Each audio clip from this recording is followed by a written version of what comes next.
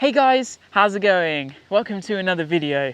My name is Abbie and this is Spend More Time in the Wild, a channel, a platform, a community entirely dedicated to inspiring and empowering people to get outside for the benefit of mental and physical health. Now I am here in my local woodland. I am on my way home and I just wanted to pull in to have a quick conversation with you guys about today's video. It is something different landing on my channel. First of all, it's really nice to be back. I have finished the 2023 hiking season. I have been on 7 big shoots across Europe. Those films are officially in edit. But today I've just had a fantastic day adventure, and it really goes to show that you don't have to travel the world to have adventures, that they really are on our doorstep. Now for me, a big part of what adventure means is trying new things, is pushing outside of your comfort zone. It's challenging yourself to move through fear. And if you've followed my platform for the last few years, you'll know that I'm actually really scared of water. And I have been intentionally facing that fear by snorkeling, by going down to the coast and fossiling and dipping my toes in, even having the odd little swim. I can say that in inverted commas because I'm really not a very good swimmer. But another way in which I've been challenging that fear is by getting back into scuba diving. So I started diving way back in 2013 by doing my open water qualification with PADI.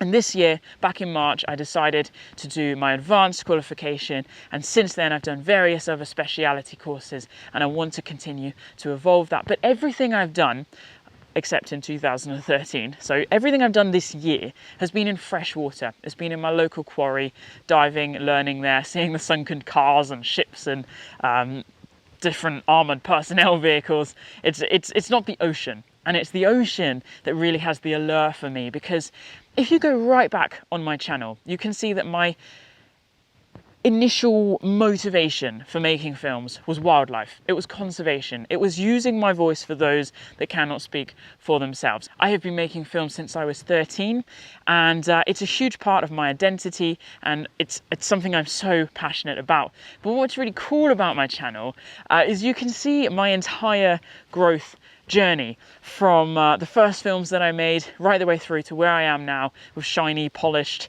high-end productions that document journeys around the world. But it hasn't always been like that. I have had a process to get there. I have had lessons and learnings and mistakes and a real process of evolution, and it's very humbling to see that. And the reason why I'm sharing today's video with you is because I'm a novice again. I'm a beginner again. So sure, on the land, on expeditions, I have my kit dialed in. I know what I'm doing. I know where I need to be. I know what shots I need to get. I know about the light and the sound and this, that, and the other.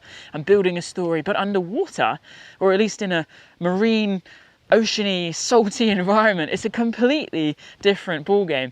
And I've decided I want to film my dives and film my diving journey in the best way that I can with the current kit that I have, and share that process very organically through different films.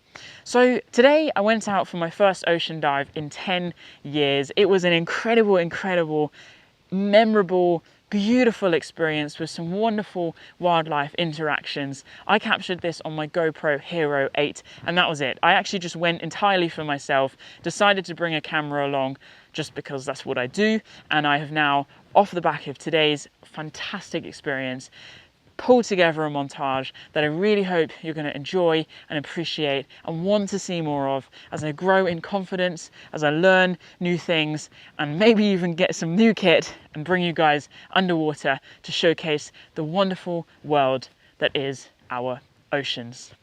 So here is my video of my journey to Lundy Island. I hope you enjoy.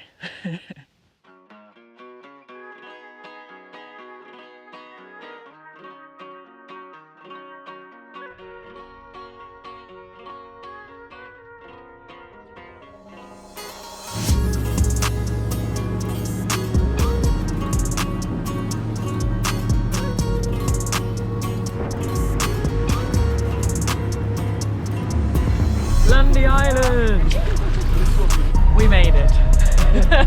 Nothing else to say. It was a bumpy hour-and-a-half ride over to the island, so we didn't need much motivation to suit up and take the plunge. Our 2 dives would take us around Brazen Ward and Gannets Bay, popular spots on the eastern side of the island.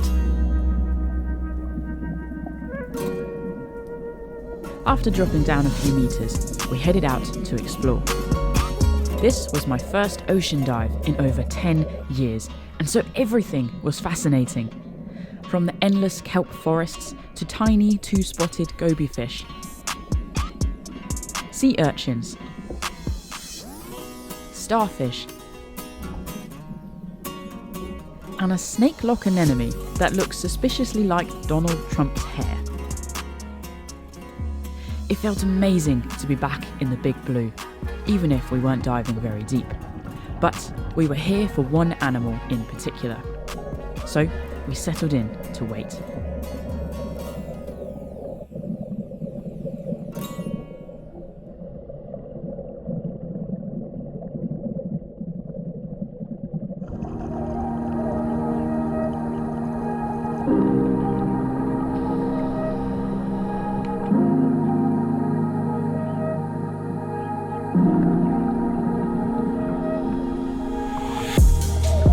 Then, there they were.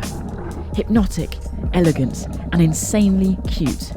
These were the grey seals we had travelled all this way to dive with. Over 200 grey seals call Lundy home, and I cannot even begin to express how incredible it was to be surrounded by these majestic animals. Though they look cumbersome and awkward on the land, underwater is a totally different story.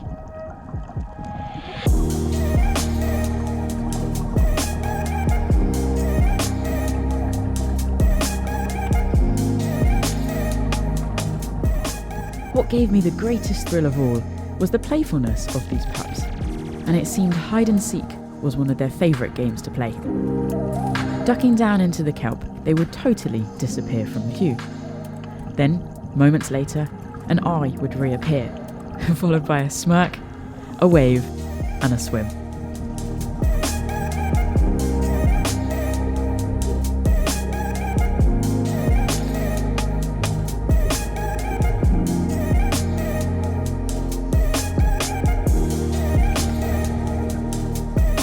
These seals were by no means shy, and as they got up close and personal, I was amazed to see how big their eyes were. Fully adapted to see clearly underwater, their iris opens up fully, and round lenses protect them, allowing for optimal vision in the weak light of the ocean.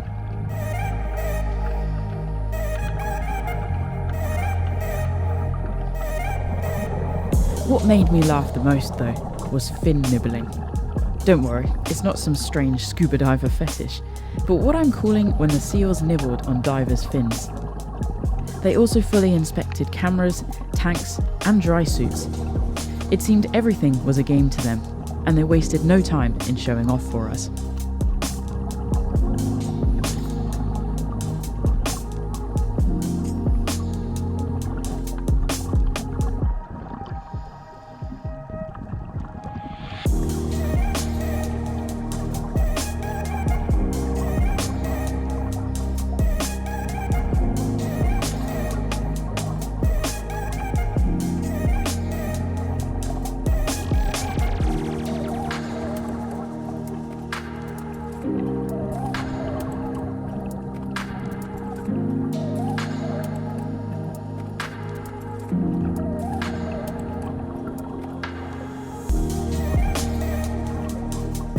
With the second dive coming to an end, it was time to say goodbye and leave these seals to play on into the day.